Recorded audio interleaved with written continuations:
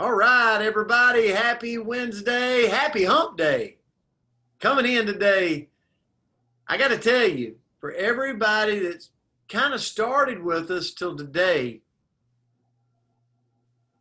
interesting fact for the Coach's Corner. Today marks our 138th Wow, meeting together. How about that? it's awesome. How about that? I mean, big clout right there. That's great, great, great. And then, hey, hands, happy Favorite Wednesday. thing, yeah. Come on, Ronnie. Come on, Ronnie, and make you feel better. So here's the thing 138 meetings together. Started out just to be a little thing. That's a wow factor to me. Actually, I'm not very smart, so to think that I was able to talk 138 meetings, that's something. But I've learned a lot here. And I want to kind of start it this way this morning. A lot of these words we pick for the day has really helped me and continues to help me grow. And so I really appreciate you being an accountability partner to myself in because it's kind of hard to get on here and not be prepared. So by me preparing and you being holding me accountable, I have really appreciated the self-development through this. So the word for today is sabotage. Sabotage. And, if you look at the definition, it's deliberately destroy, damage, or obstruct something. Raise your hand if this word really resonates to you in some form of your life. But I want to go down kind of the road, and what was so funny is me and Coach kind of went down the same road, and it's self-sabotage. And it could, in my opinion, I want to focus in business or maybe in your personal health and wellness. Maybe it's in what you do for a living. There's two types really of sabotage: sabotaging others. I see that happen with leaders. I see it happen with people in high profile positions, or sabotaging yourself. And I'm going to focus on sabotaging yourself. Self-sabotage is when you undermine your own goals and values. It's when we actively and passively take steps to prevent ourselves from reaching our goals. I'll raise my hand and say, in my life, in business and in my own health and wellness, there's been times where I've self-sabotaged my goals. And it can affect every bit of your life: relationships, career goals, personal goals, weight loss goals. And I wrote those down today, but I really can resonate with self-sabotage. And so I looked up, I thought, well, why? Why is that? Well, number one, limited beliefs. I don't deserve to be this happy.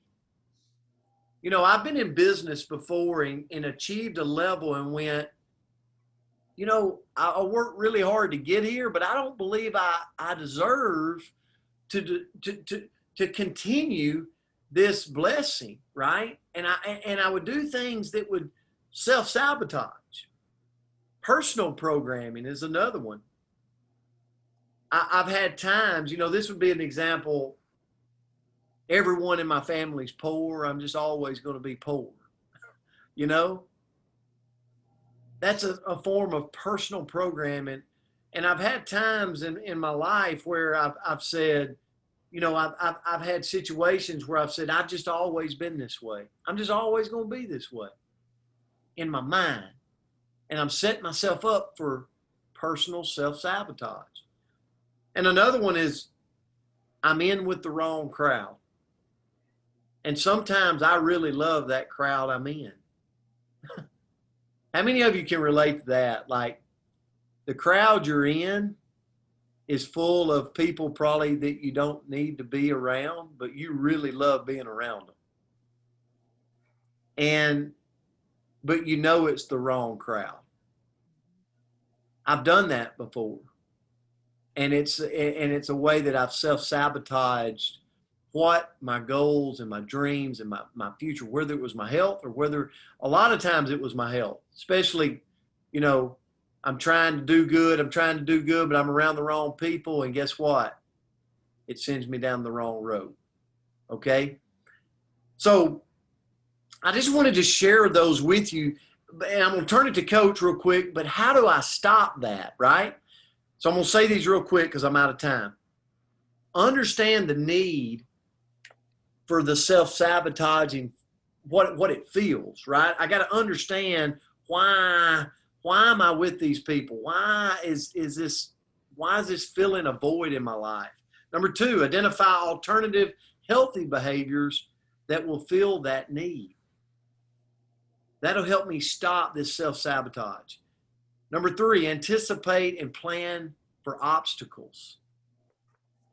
One of the things that coach does really good is she plans for obstacles in her business and her like she's very good at recognizing obstacles and being prepared for them. Number 4, boost your tolerance for uncomfortable feelings. Okay? It's not easy saying no at times. You know, I've been around the wrong crowd before. And I didn't want to do what they were doing, but I just couldn't say the word no because it was uncomfortable. It might be a slice of cheesecake, Debbie, or it could be something much worse than that. And I couldn't say no. Be prepared for those uncomfortable and understand and find somebody or someone or a higher power that can strengthen you to be able to overcome obstacles. And then number 5, clarify your goals. You got to really keep your goals clear. So, Coach, I'm going to turn it to you and let you kind of add to that because I know we're headed down the same road. Yes, thank you so much for sharing that. And listen, I'm kind of blown away. This is the 138th day of us meeting with our family here on Coach's Corner. So thank you guys. It's been amazing. So, you know, how do we sometimes self-sabotage? So last night I started in my research and I found this great article it was on a blog. It was 10 behaviors to avoid self-sabotage. It was from a business blog, but I think it is so applicable to our everyday life. Now let's be honest about ourselves as we go through these. Ask yourself, do I do any of these 10? I can promise you I do. So just kind of have an open mind as we take these in. I'm going to move quickly. Procrastination. This is considered the highest order of self-sabotaging behavior. To improve in this area, we must manage our time more efficiently. We all know that, don't we? We all know it. If you don't procrastinate, I need for you to call me and tell me how I can do a better job of not procrastinating. Sometimes I'm great at not procrastinating, and then some days I am horrible at it. So think about that. Preparing to prospect rather than actually prospecting. I thought this one was really good. One reason we dislike prospecting is that we fear rejection. That's just kind of in us. We fear rejection.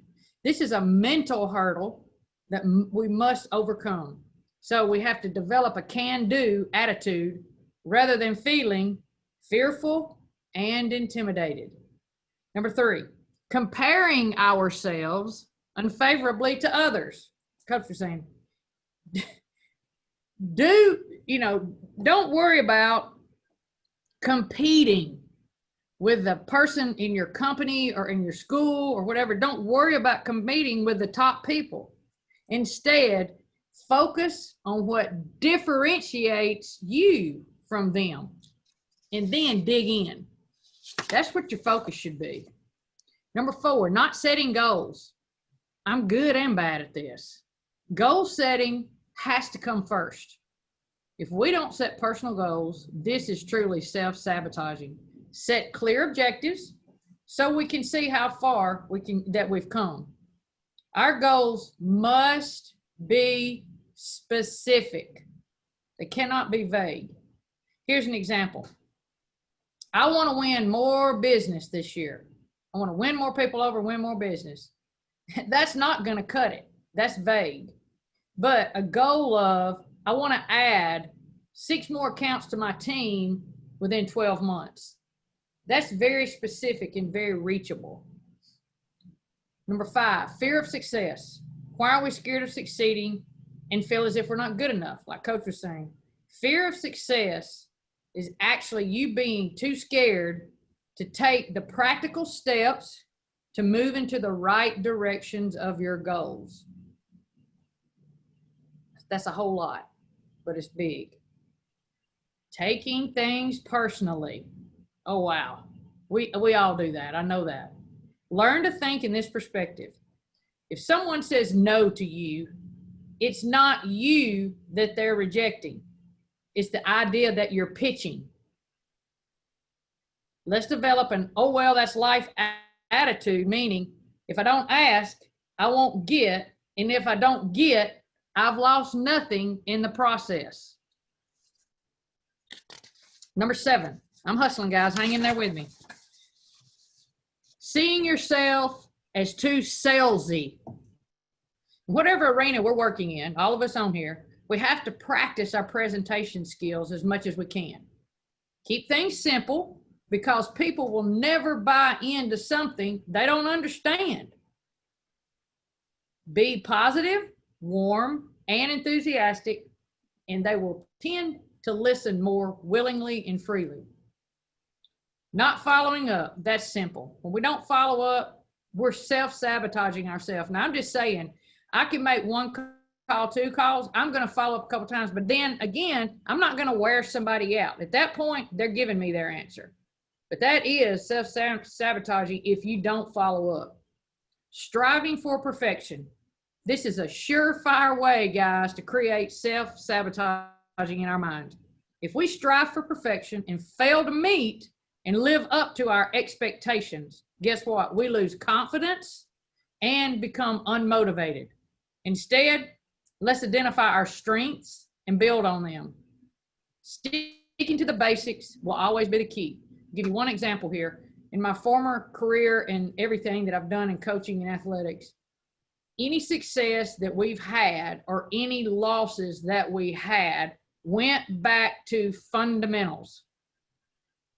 The most successful teams, the most successful individuals were truly perfectionists. I know we don't want to be that way, but we're really sold in and bought into being fundamentally solid. The ones that neglected fundamentals didn't make it. And I always said in any sport, in anything you do, and you can say this even in the business world, it all goes back to your feet and your footwork. In athletics, it's your footwork. If you have terrible footwork, you're not going to be successful, offensively or defensively, and whatever you do. And in life, if you're not where your feet are, you're not going to be successful.